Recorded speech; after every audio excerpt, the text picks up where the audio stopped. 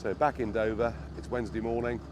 150 came in yesterday, 168 the day before. They're the ones they're catching. Bit of a new trend, a lot landing on beaches, people simply disappearing.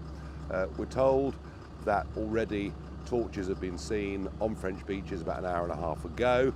So Border Force here will very soon, I think, be firing up. And interestingly, when I first started doing this, nobody was talking about it. There was no mainstream media coverage at all. Then they did for a couple of weeks start to cover it. And now, despite the fact that hundreds every week are coming, despite the fact that nearly 6,500 people have come so far this year, the media have stopped covering it. So my real intention today is to get people to understand. When I predicted up to 5,000 people would come this year, people said I was way over the top. We're mid-September, it's nearly 6,500. And we'll talk a little bit about what Priti Patel and the Immigration Minister, Chris Philp, are actually doing. There's all dinghies over here. Right, we're off now. We'll see what we can find. As I say, lights have been seen, torches have been seen on the French beaches, so we've got a reasonable idea of where to go. The weather, as a bit of a northerly wind got up, it's going to blow hard this afternoon, so it's now really first light that we're going to see them. Well, we found nothing yet. So the interesting thing is this. At the moment, if somebody hasn't claimed asylum in another country, but they come here and claim asylum here, under EU rules, under the Dublin regulations, we're not allowed to send them back to France. By Act of Parliament, those laws disappear on the 1st of January. So we should have the ability to return people. But, and here's the problem, that means a negotiation with the French or a negotiation with the European Union. Immigration Minister Chris Philp keeps going to France, negotiating with the French, and at the moment, they're not playing ball. France, to be fair, has a much bigger problem with people claiming asylum than we do in terms of sheer numbers. And it's not really in the French's interests to make it easy for us from January the 1st to do returns. So we can finish up on the 1st of January, having to decide what we're going to do. And if Priti Patel is serious about doing returns, well, they won't just need Border Force, they'll probably need the Royal Marines as well. So I'm back here after 3 months, and guess what? It's still happening. For all the talk from Chris Philp, Priti Patel, we keep being told, oh, the French are doing a marvellous job. They're busy stopping boats from coming. We have watched this French warship for the last hour escort a dinghy, a very heavily laden dinghy. They've even put down into the water their own rib to go alongside the migrant dinghy. You probably can't quite make out, but there are two ribs there about 400 yards away. And so once again, this is the French escorting illegal migrants out of France into British waters. Very shortly they will cross the line into British waters, and then what will happen is Border Force will come out of Dover and pick them up. But I'm sick to death of seeing all these letters MPs write to their constituents telling them the problem is being dealt with, we're in negotiations with the French, they're gripping the problem, they're not. And there's the proof, and we've watched it here this morning for the last hour. So the escort, I mean, you know, the idea the French are turning these boats around, we've been here an hour watching, not only watching the French warship escorting the migrant dinghy, but also putting their rib into the water, their own dinghy, which went up to the migrant dinghy, gave them all life jackets, and now we're literally, they're about 200 yards now from British waters. As soon as they cross the line, the French boat will go, but the French rib will go back to the mother warship over there to the left. Okay, as predicted, the migrant boat is now just crossed the line into British waters, and you can see, going back at full speed to the mothership, there is the French rib.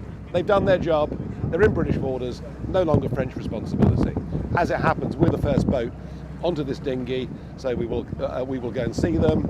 We obviously will make sure they're okay, and then we'll stand by until either lifeboat or Border Force gets here. Bye-bye. Bye-bye. Thank you so much. Very good of you. We're very grateful. So look at this little dinghy. The breeze is just picking up. You can see they're constantly bailing, they're taking water, they're massively overloaded. There are 16 on that boat. We think there are 2 children, a couple of women, and that's about the normal ratio. It's about 80%, 85% young men that come every day.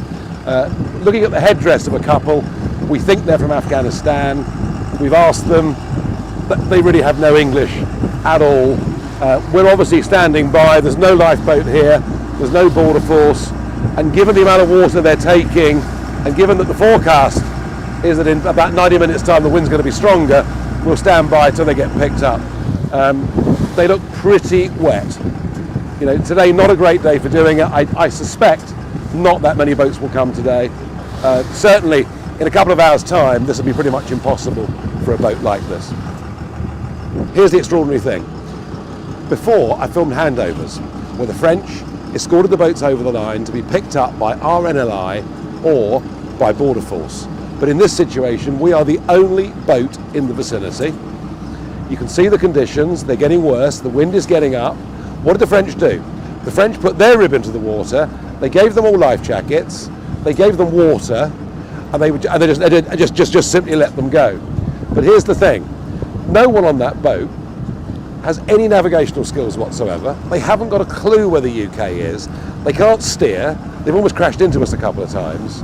And for the French, number one, to not take them back to France as they promised is wrong, but number two, they just dumped them. In every regard, the French today have behaved appallingly.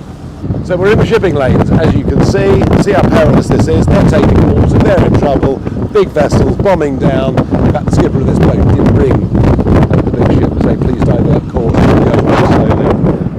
It just is a miracle we've not had more tragedies out here in the channel. Wind now, you can see the white horses on the water. It's now blowing a 4, it's forecast to be a 5 in about an hour's time or so. If lifeboat or water force don't get here, we might face a situation where these people dumped by the French, and I haven't seen an RAF, I haven't seen a lifeboat, I haven't seen a dolphins. What I can see, Priti Patel has pretty much thrown the towel in as far as anything changing before the 1st of January, and for it to change beyond that is going to need real political will and support up to the level of the Prime Minister. It could be this goes on for years.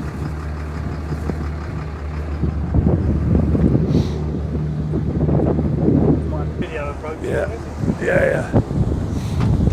So this is Border Force, Hunter. They've got several of these vessels. I mean, they should be stopping gangs and drugs, and effectively they've become a taxi service, and one at very great cost.